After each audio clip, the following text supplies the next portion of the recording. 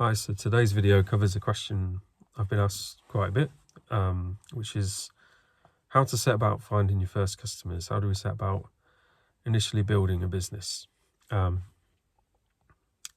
Just wanted to start actually by saying thank you though. In all honesty, May was one of the hardest months I've had since I started up. I got two injuries that I had to work through. We were doing some quite big projects. There was not really any choice. I had to just keep working through.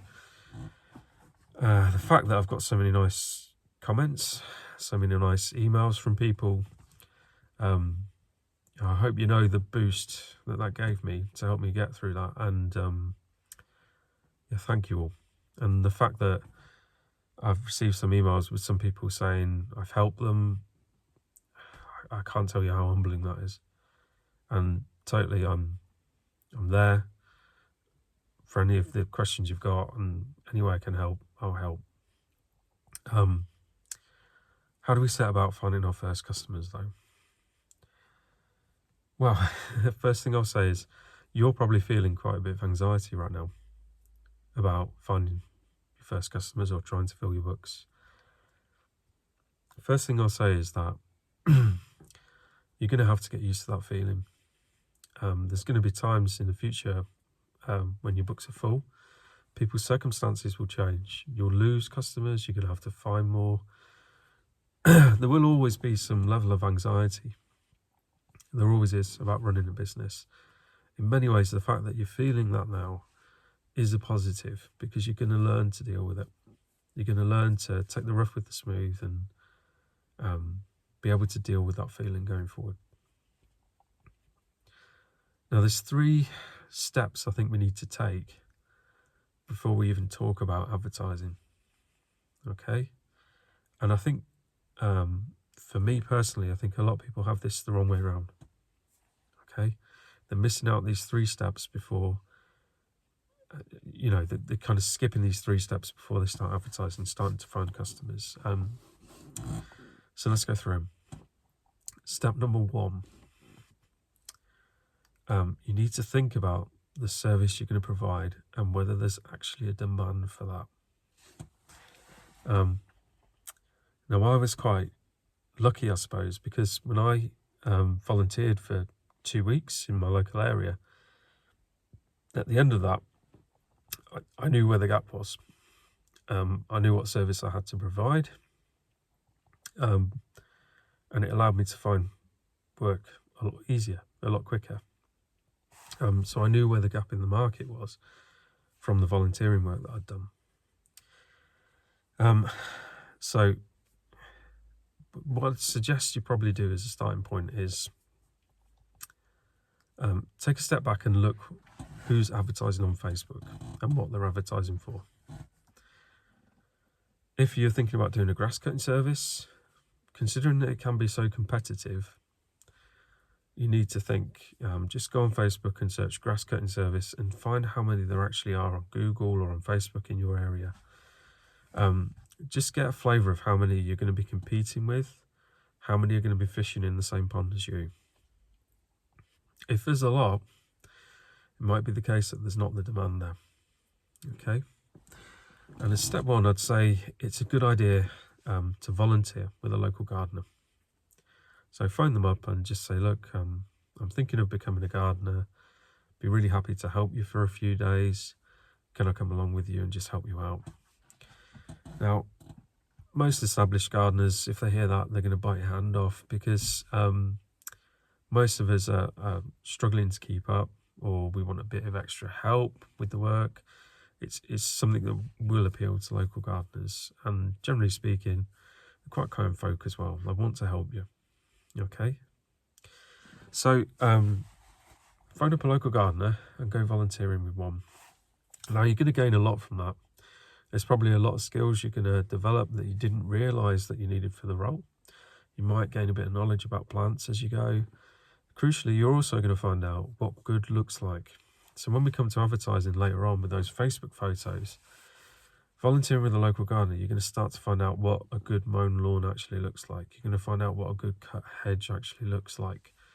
and start to develop a bit more of that knowledge, that understanding that you need, that's going to help you later on.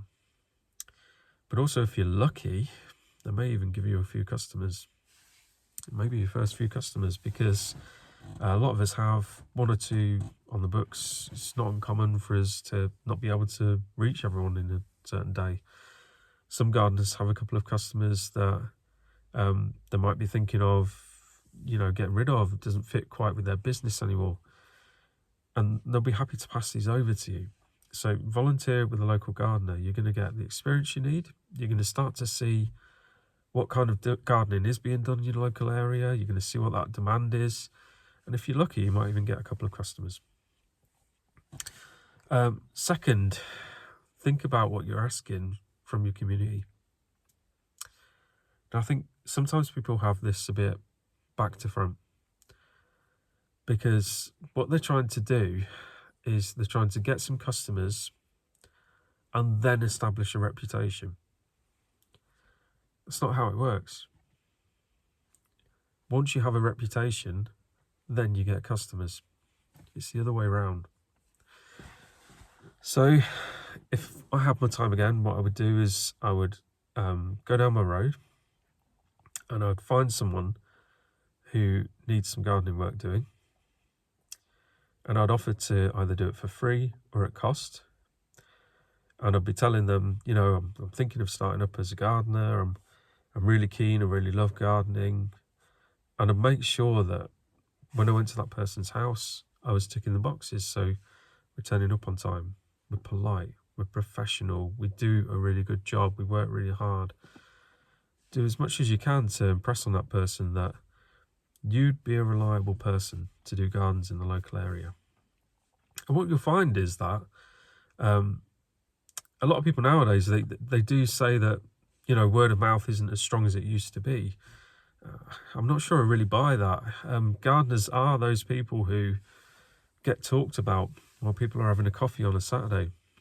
So whether they've had a bad one, whether they've had a good one, if you are showing people that you're reliable, you're taking that opportunity through maybe a bit of volunteering or free work at the start just to show people what you're about, that can be really powerful.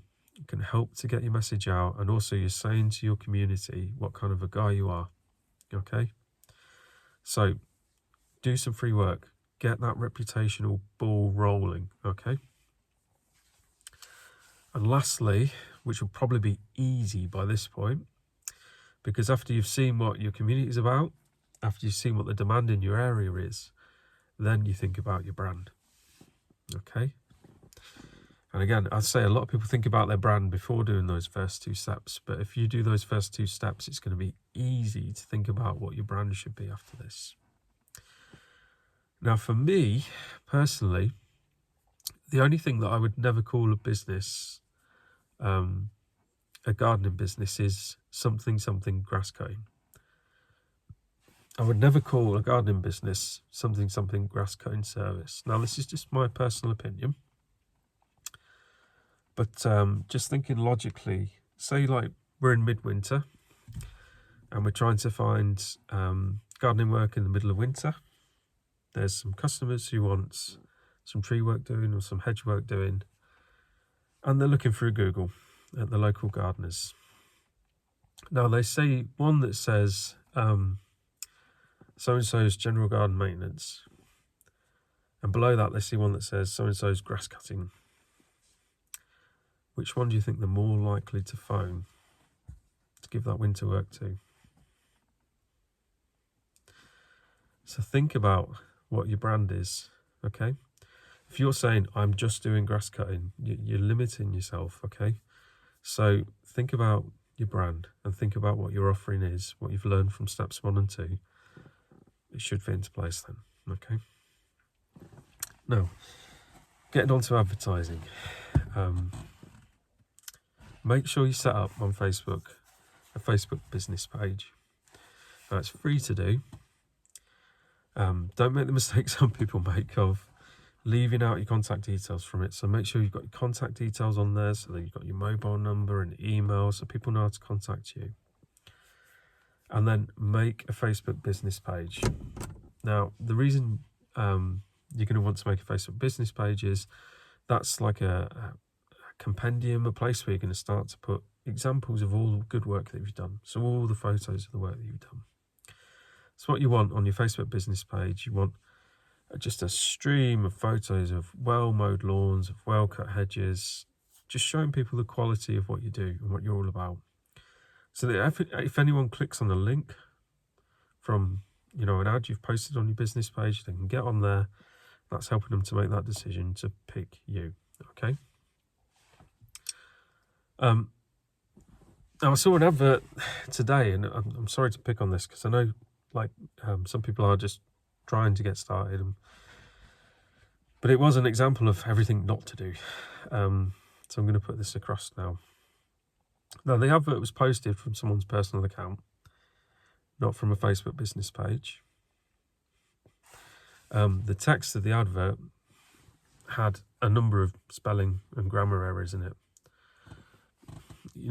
People are going to look at that and they're just going to think, well, if you're not even going to bother to check the grammar and spelling on your advert, why am I going to pick you?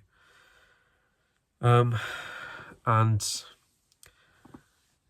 below that was a picture of a lush lawn. And next to that was the after picture. Now, the after picture showed a lawn that had been turned bone white by being mowed right to the ground, but gardeners say scalped. The edges of that lawn had not been done, not just around the paths, but also around the flower beds. You could see where he'd gone with his mower and hadn't even bothered, so the grass was still sticking up and everything. And anyone who's interested in gardening and hasn't done step 1, where they've learned what good looks like, is putting this out on Facebook and saying, please pick me, but anyone who knows anything about gardening, customers who are actually interested in plants, the ones who are more likely to pay you for your services, are going to look at that and go, this guy doesn't know how to mow a lawn. The only customers that kind of ad is going to pick up is, the kind of customers you're not really going to want. Missing out step 1, that's what can happen. You don't understand what good looks like, so make sure you understand that. If you haven't done step 1, go look at other local gardeners' Facebook pages, the ones who've been really going for years and have loads of followers. That's what your work should look like. That's what you should be advertising. Okay, now, next thing, how to advertise. So the best thing I find is if you've done a post on your business page of some really good work you've done, that work could be the kind of work that you think a certain local area near you would want. So you might think, for example, there's no grass cutting in this area, but in this local area to me that's, say, 5 miles down the road, I know there's a huge demand for grass cutting. So I've just done a Facebook post on grass cutting. And what I'll typically do is take the link from that, and then I'll go into that local area Facebook page and post that link, and then just write some text and say, we are a local gardening service. These are the services we offer. We offer a professional service. We care about what we do. We're fully insured. Here's my number. Here's my email. Please get in touch if there's anything we can help with. You'd be surprised how effective that is when it's done right. Okay? Because it shows that you care. You've cared enough to write the advert out properly. And you're showing them the quality of work you can provide, a high quality of work. So Facebook business pages, they're pretty good. Okay. Next, I'd recommend, particularly once you get the ball going, get some flyers printed. And this is one of the things I did in the early days. Now, when we get flyers printed, we can use things like different websites and stuff to design the flyers. A lot of the guys that print them also have their own design tools on the website.